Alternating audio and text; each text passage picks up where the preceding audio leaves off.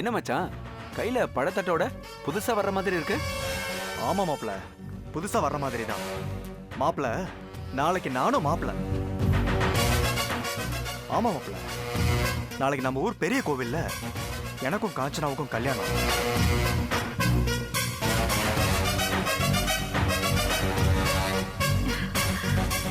Very good very good.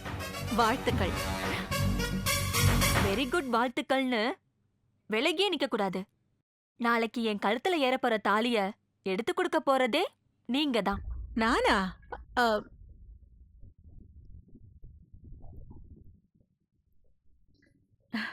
நானா தாலி எடுத்து தரணும்? ஆமா மேடம், அந்த தகுதி உங்க ஒருத்தருக்கு மட்டும்தான் இருக்கு.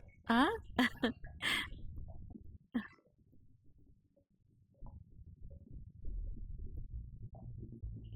யாரோ சில பேர் செஞ்ச சூழ்ச்சியால இப்ப நான் யாருமே இல்லாத அனாதை போல இருக்கேன். இந்த நேரத்துல நீங்க தானே எனக்கு உறவா நிக்கணும், பாதுகாப்பா நிக்கணும். பின்ன நானும் என் மகனும் வேற எதுக்கு இருக்கோம்? நாளை காலையில கோவிலுக்கு வரோம், தாலியை எடுத்து தரேன்.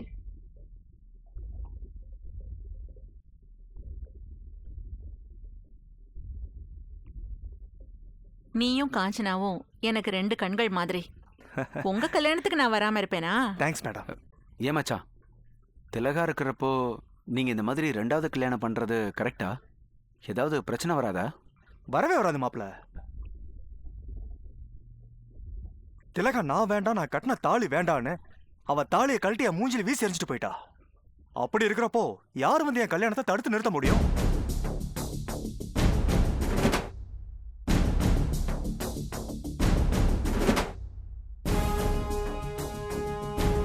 சொல்லுங்க மாப்பிள, சம்பந்தப்பட்டவளே நான் வேண்டான்னு போனதுக்கு பின்னால வேற யார் வந்து நான் காஞ்சனா கழுத்துல தாலியை கட்டக்கூடாதுன்னு சொல்லுவா?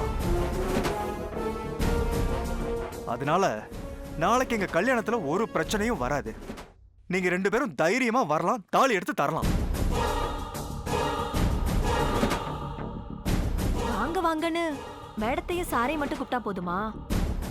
என் நாத்தனார் கௌரிய ஒரு வார்த்தை வான்னு சொல்ல வேண்டாமா?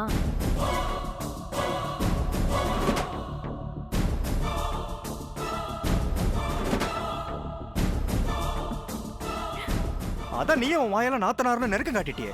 போ, நீயே போய் கூப்பிடு. போ.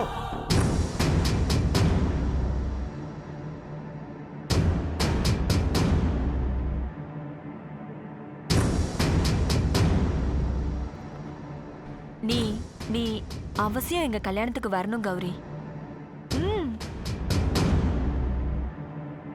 ஏன்னா தங்கதுரை கையால நான் தாலிய வாங்கிக்கணும்னு எவ்வளோலாம் போராடினேன், எப்படியெல்லாம் போராடினேன்னு என்னை விட உனக்கு தானே நல்லா தெரியும்.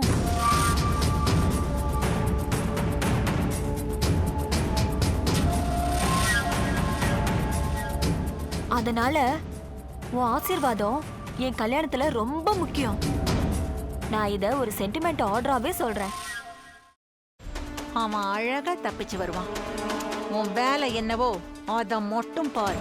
புதக்குழியா இருக்கிற பாதைக்கு போக வேண்டாம்னு சொல்றேன். நீங்க கேட்க மாட்டேங்கிறீங்களே. எல்லாத்துக்கும் கடைசியா ஒரே ஒரு வார்த்தை சொல்றேன் அத்தை. தெய்வம் கொடுக்கறத யாராலையும் தடுக்க முடியாது. தெய்வம் கொடுக்க மறுக்கிறத யாராலையும் கொடுக்கவும் முடியாது. தங்கதுரைக்கான தண்டனை ஆண்டவனோட கைவசம் தயாரா இருக்கு. முடிஞ்சா நீங்க காப்பாத்திக்கோங்க.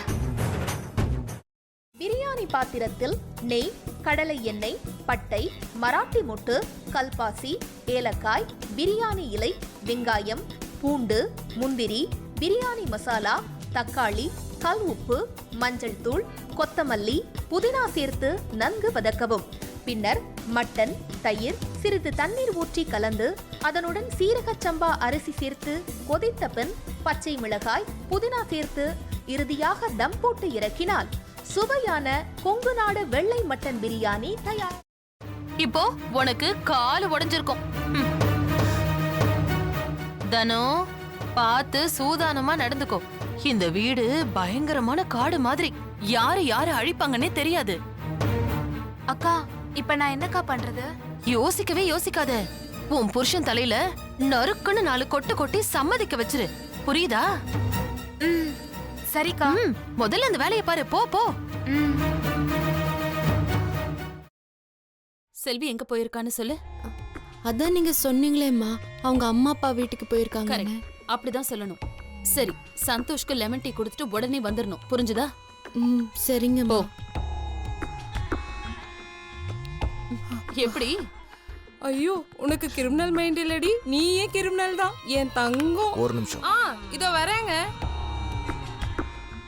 நல்ல லூசு குடும்பம்டா அது, என்ன சொன்னாலும் நம்புதுங்க.